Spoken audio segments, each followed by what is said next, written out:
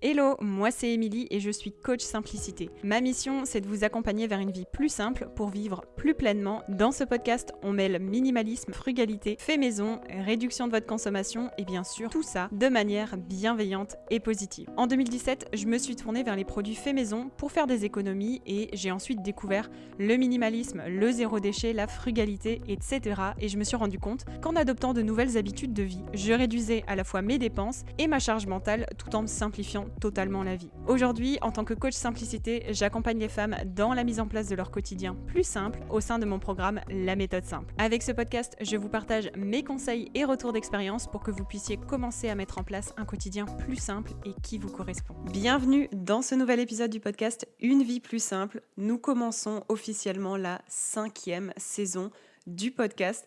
Alors, que tu sois là depuis le début, que tu sois là depuis quelques années, merci de ta confiance et de ta fidélité. Et si tu viens d'arriver il n'y a pas très longtemps, bienvenue à toi. J'espère en tout cas que ce podcast vous accompagne de manière générale dans votre quotidien, vous inspire, vous donne des petites idées, vous donne aussi de la motivation. Et c'est totalement le sujet de l'épisode d'aujourd'hui.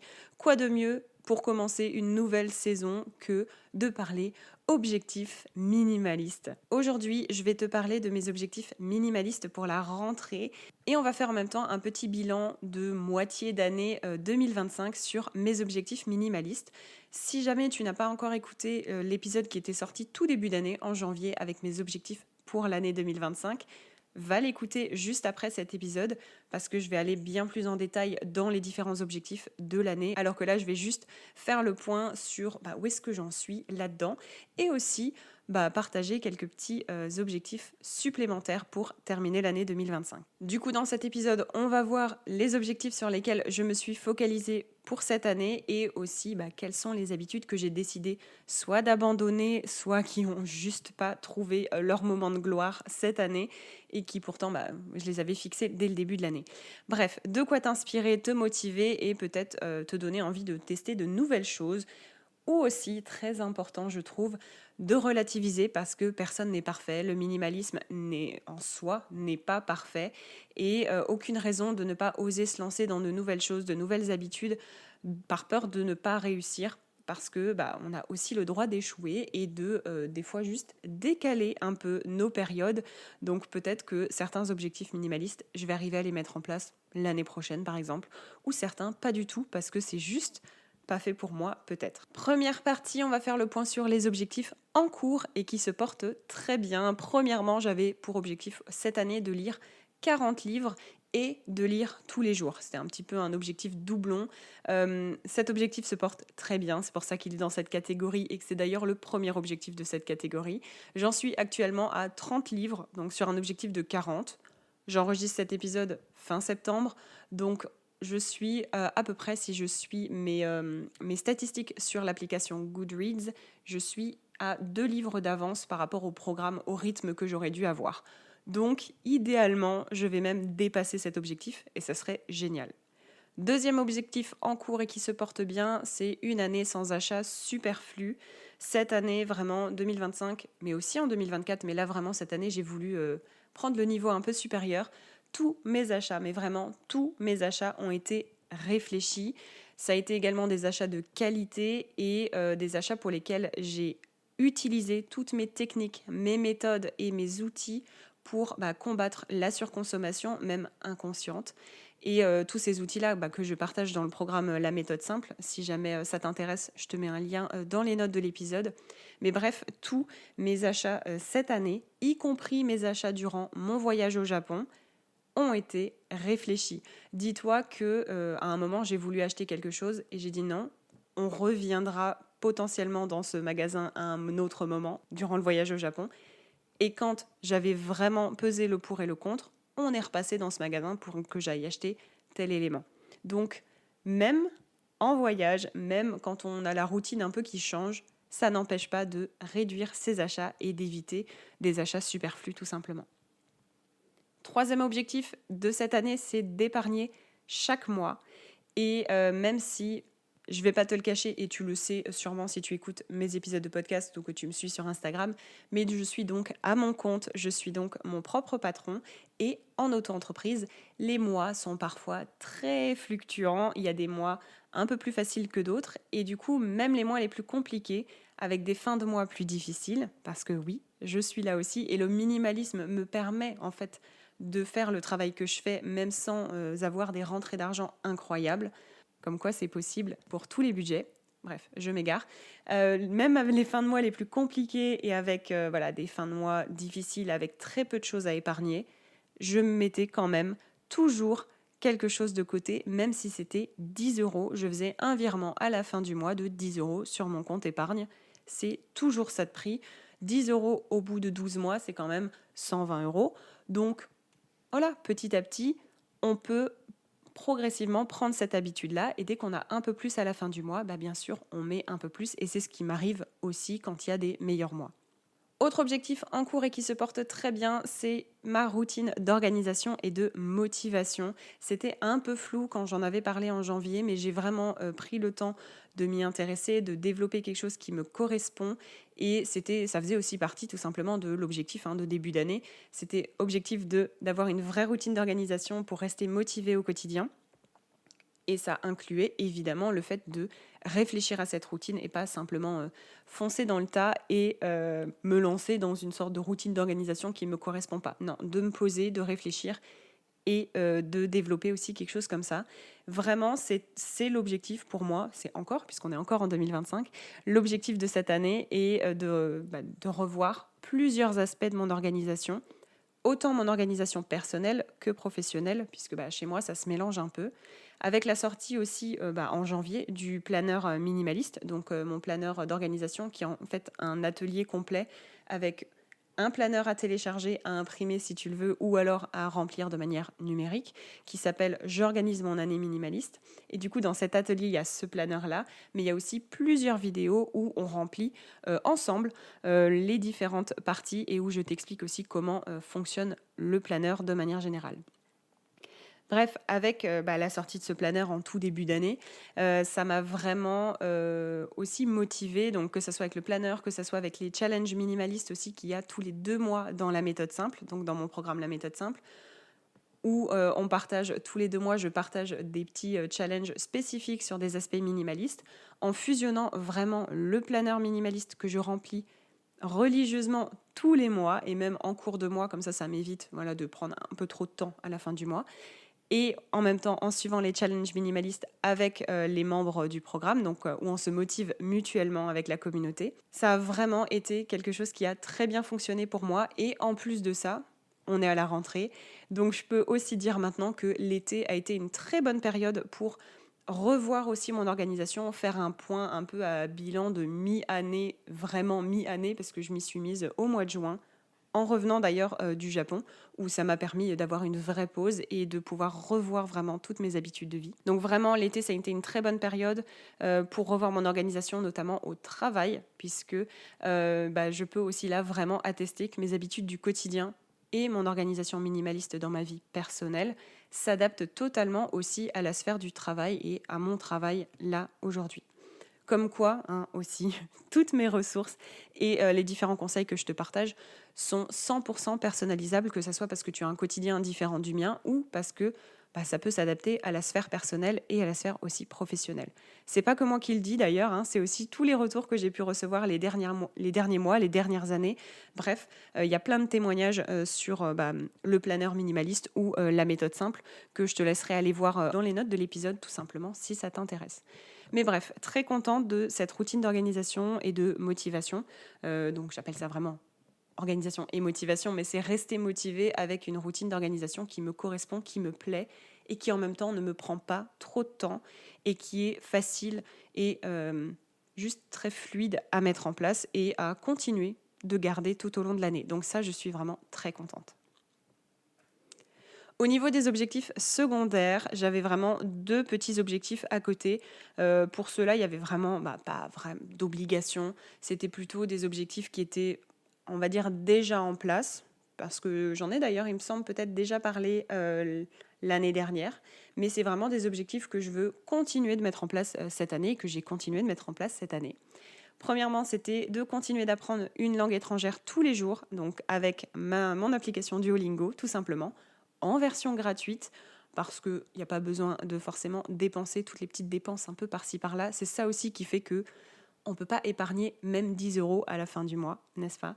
Donc vraiment, avec ma petite application Duolingo, c'est toujours en cours, ça fonctionne très bien, comme depuis l'an dernier. Et au moment où j'enregistre cet épisode, je vais aller vérifier, mais je suis à 1514 jours de leçons, donc pas peu fière de ce résultat-là. Donc voilà, ça continue depuis plusieurs années du coup. Autre objectif secondaire, et ça va pas vous étonner, mais en même temps, ça montre aussi, on garde le cap, que c'est bien de se rappeler aussi de ces petites victoires, même quand c'est des choses qui sont déjà mises en place. Et c'est bien sûr le fait de ne pas acheter de produits ménagers et de soins industriels. On reste au maximum sur le fait maison, sauf exception bien sûr.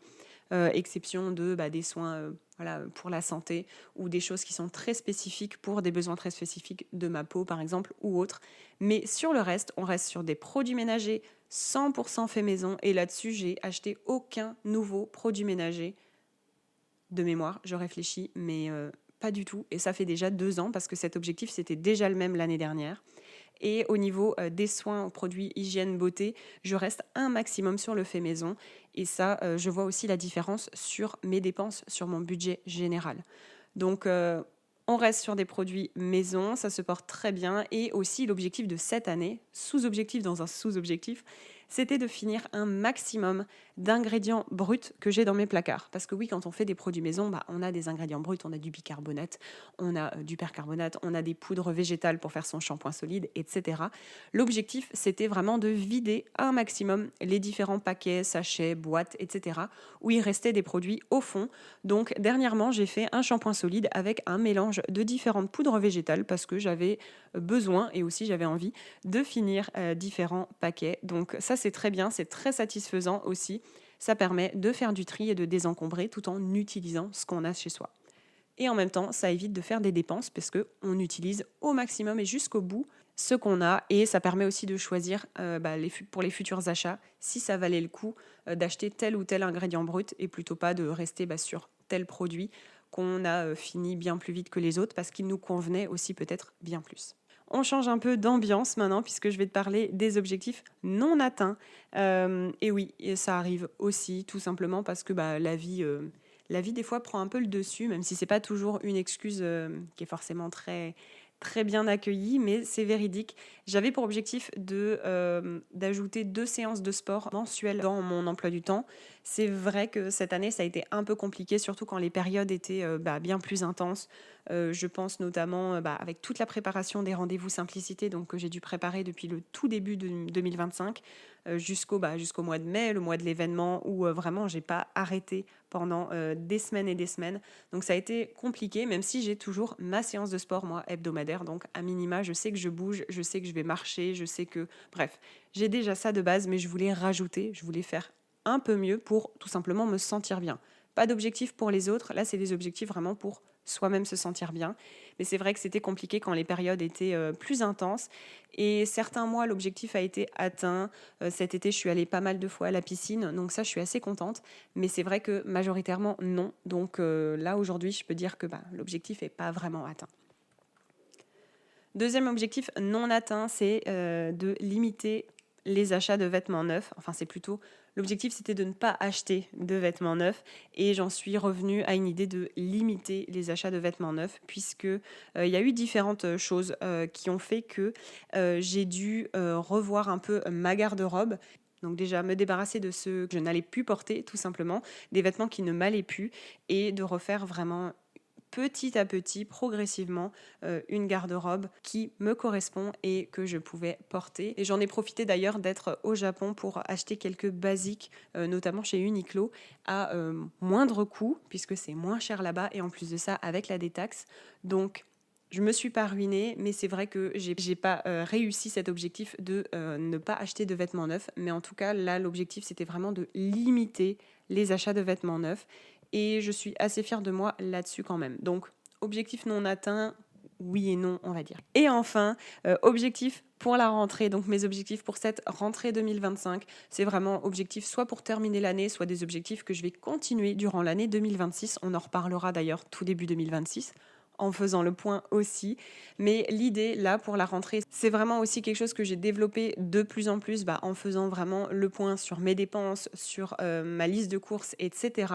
L'objectif, là, c'est de faire encore plus de repas vide frigo, vide épicerie, parce que quand j'ai fait un gros tri cet été, je me suis rendu compte qu'il y avait quand même des choses qui traînaient au fond des placards d'épicerie, au fond du congélo, au fond du frigo que j'oubliais souvent et qui me permettraient tout simplement de faire quelques repas en plus et de décaler un peu les jours de course pour pouvoir gagner quelques repas sans avoir à dépenser plus et de pouvoir espacer les jours de course, tout simplement les dépenses.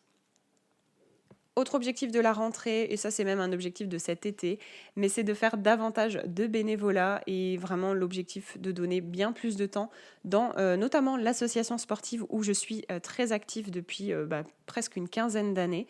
Donc l'idée là c'est de développer encore plus et de pouvoir redonner mon temps libre que l'entrepreneuriat d'ailleurs me permet d'avoir pour pouvoir aider, développer un peu cette association, accompagner les membres, les différents bénévoles, bref, faire participer à des événements, organiser les événements, etc. Bref, avoir aussi une activité en dehors qui n'est pas le travail et qui est tout simplement activité gratuite et où on redonne son temps gratuitement. Vraiment, s'il y a un truc que je peux te conseiller, c'est si tu as la possibilité, mais de développer vraiment ce côté bénévolat et d'être actif à ta façon, à ton niveau, dans ce genre de choses, parce qu'on en perd un peu vraiment de cette idée de gratuité, de donner son temps, de non-consommation à tous les niveaux. Et je trouve que les associations et le bénévolat, c'est vraiment l'inverse de toute cette société de surconsommation, et je trouve ça très chouette. Et encore, dernier objectif pour la rentrée, je me limite à 3, parce qu'il faut être réaliste quand même, il y a tous les autres à continuer, même s'ils sont déjà bien en place. Mais troisième objectif, c'est de continuer de ralentir encore plus pendant les périodes de rush, notamment la période de rentrée. Cet objectif, je l'ai rajouté après justement que la rentrée soit un peu plus compliquée, un peu plus active cette année, je ne sais pas pour toi, mais vraiment d'apprendre à ralentir encore plus durant les périodes intenses, les périodes de rush, pour apprendre à vraiment déconnecter aussi mon cerveau du travail quand je ne travaille pas. C'est compliqué à dire quand on est à son compte, mais l'objectif, c'est de pouvoir t'accompagner toi aussi dans un sentiment de slow life et de tout ça, et qu'il faut aussi que je sois la première à mettre en place ce genre d'action pour pouvoir en parler le mieux et profiter tout autant des bienfaits que toi et que les autres membres de la communauté, tout simplement. Voilà donc pour ce premier épisode de la saison 5 où on a parlé objectif, organisation. J'espère que cet épisode t'a donné un peu de motivation, de regain d'énergie, etc. Que ma voix un peu cassée après avoir souffert un petit rhume de rentrée n'a pas trop perturbé ton écoute. On se donne, nous, rendez-vous le mois prochain pour un nouvel épisode et pour d'autres conseils autour de la vie plus simple. Pour toutes les ressources mentionnées là, dans cet épisode, notamment le planeur minimaliste, la méthode simple, tu auras tous les liens dans les notes de l'épisode. N'hésite pas à partager cet épisode autour de toi et à mettre 5 étoiles, notamment sur Apple Podcast ou sur Spotify. Très belle journée à toi et on se retrouve très vite. À bientôt. Merci d'avoir écouté cet épisode de Une vie plus simple jusqu'au bout. Si vous l'avez apprécié, n'hésitez pas à vous abonner et à mettre 5 étoiles sur Apple Podcast ou sur Spotify. Avant de partir, pensez à vous inscrire gratuitement à la Minimalettre pour encore plus de ressources et conseils exclusifs et recevez gratuitement votre guide directement dans votre boîte mail. Retrouvez tous les liens vers les ressources et programmes mentionnés dans les notes de l'épisode ou sur mon site internet withemily.com.